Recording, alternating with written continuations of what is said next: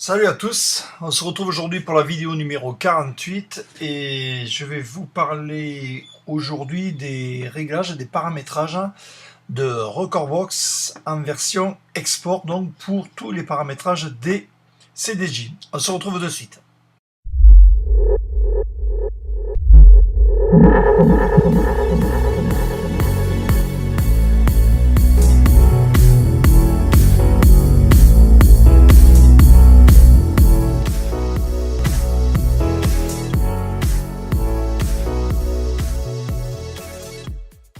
Voilà, donc on va parler de tout ça, donc ces paramétrages version export. Comme vous pouvez le voir, je suis donc sur Recordbox version 5, la version bêta 2.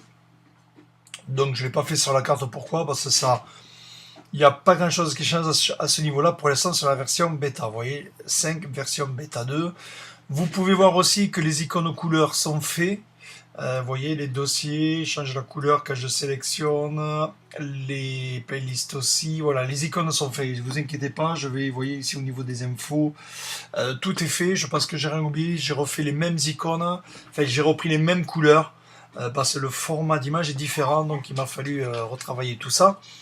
Mais ça sera dispo très rapidement donc sur le groupe Recordbox French User. Voilà, donc les couleurs, vous inquiétez pas, c'est fait, ça va arriver.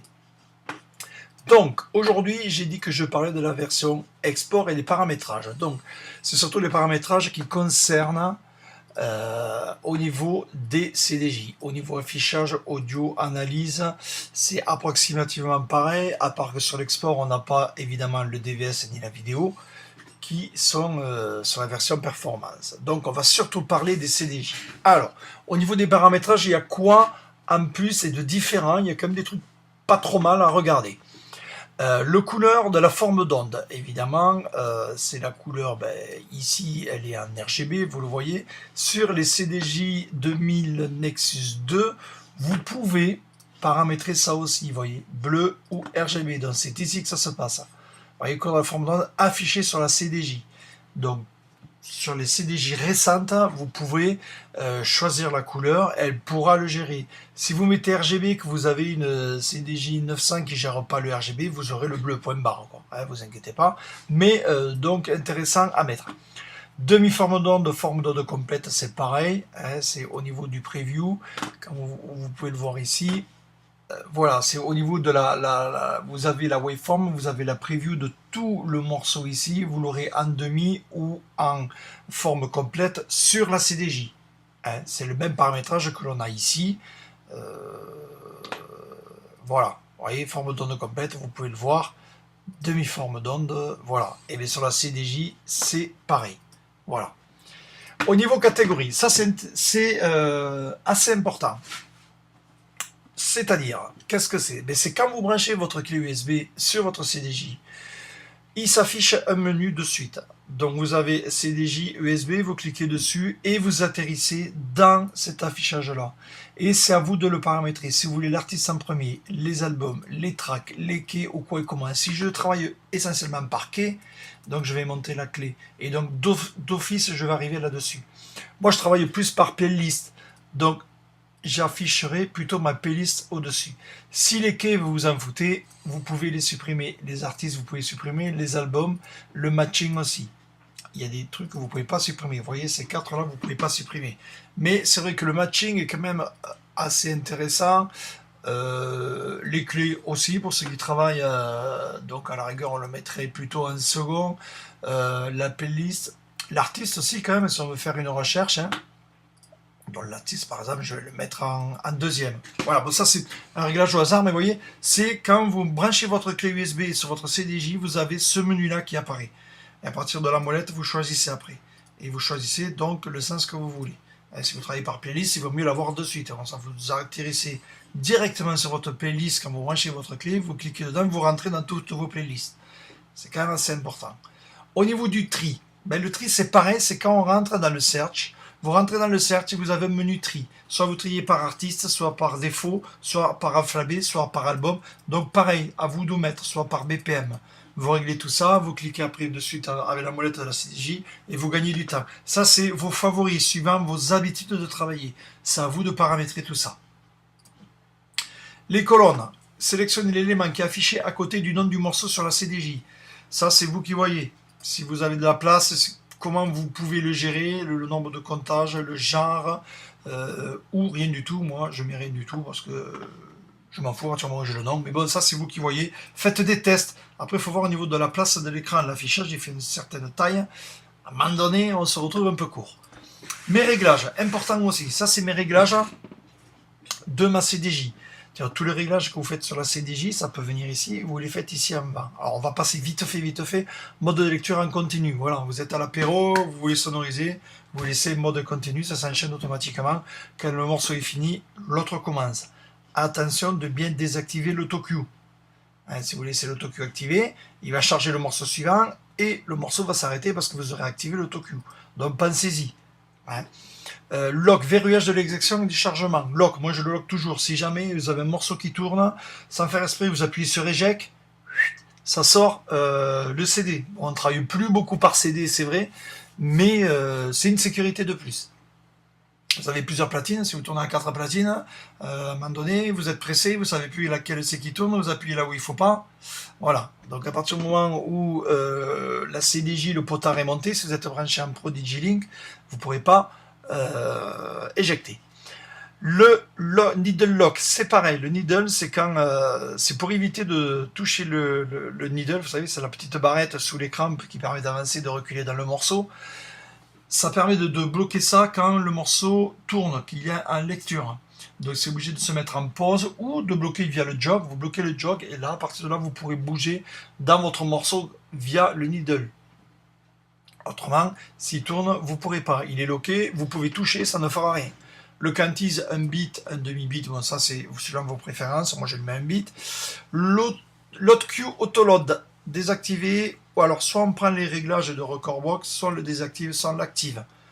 Voilà, donc vous mettez un morceau, vous chargez, soit vous avez déjà réglé de Hot Q, il va s'arrêter au premier Hot Q que vous aurez mis. Vous aurez paramétré sur le morceau. Hot Q couleur, bon les couleurs. Niveau seuil de l'auto-Q, c'est pareil, quand vous réglez AutoQ sur la CDJ, que vous avez pas mis de AutoQ, donc l'AutoQ à moins de 60 dB, en général, dès qu'il y a un petit son, clac, il va gérer son AutoQ. Alors ça, c'est utile pour ceux qui triment pas le morceau. Moi, mes morceaux, je les passe tous à un logiciel, je trime tous mes logiciels. Donc trimer, ça veut dire enlever le vide au début et enlever le vide à la fin. Donc l'AutoQ ne me sert pas à grand chose. Moi, j'attaque directement par un son. Voilà, donc pour ceux qui n'ont pas trimé leur morceau, le niveau de l'AutoQ est important. Clignotement en mode cible. Effectivement, si vous activez le mode cible, vous avez le jog qui va clignoter. Affichage de l'état on air. Voilà, activé ou désactivé. Il sert à afficher la corolle de la CDJ rouge par rapport à la position du potard de la DJM. Voilà, c'est une relation entre les deux pour l'éclairage de la corolle.